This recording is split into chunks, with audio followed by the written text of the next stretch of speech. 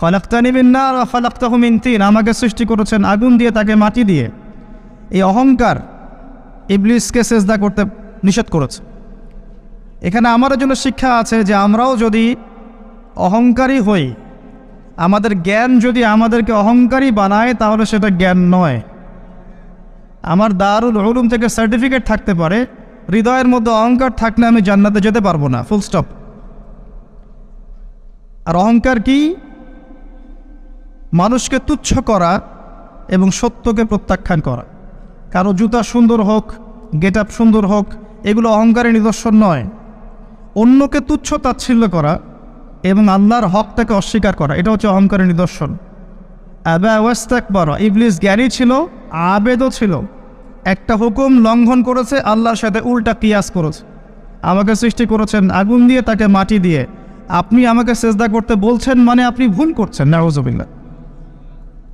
সে আল্লাহকে শেখাতে গিয়েছিল, আল্লাহ পাক তাকে মালউন করে দিয়েছেন, চিরস্থায়ী অভিশপ্ত জাহান্নামী, এবং ঘোষণা করে দিয়েছেন আল্লাহ সুবহানাহু ওয়া তাআলা, যে ইবলিসকে ফলো করবে, যে বা যারা ইবলিস এবং তার অনুসারীদেরকে ফলো করবে, তারা সবাই জাহান্নামে যাবে।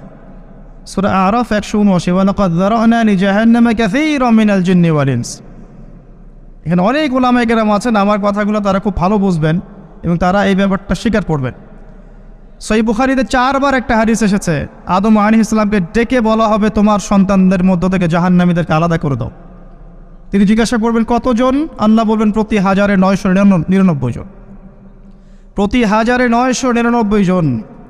ইভেন আমাদের নবী মুহাম্মদ সাল্লাল্লাহু আলাইহি ওয়াসাল্লামও বলেছেন যে ইন্না বানি ইসরাঈলা তাফাররাকাত আলা 72 মিল্লাহ ওয়া তাফতারিকু উম্মতি আলা 73 মিল্লাহ কুল্লুহুম ফিন নার ইল্লা মিল্লাতান ওয়াহিদা।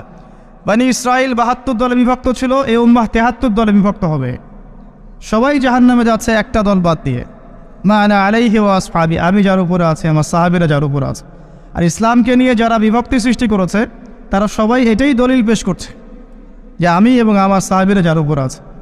যাই হোক, বুঝলাম ম্যাক্সিমাম মানুষ জাহান্নামে যাবে, তবে জান্নাতীদের মধ্যে এই উম্মতের সংখ্যা বেশি হবে। সুবহানাল্লাহ, এটা সুসংবাদ। আল্লাহ পাক সূরা নিসার মধ্যে বলেছেন ইন্নাল্লাহা লা ইয়াগফিরু আন ইউশরাকা বিহি ওয়া ইয়াগফিরু মা দুনা যালিকা লিমান ইয়াশা।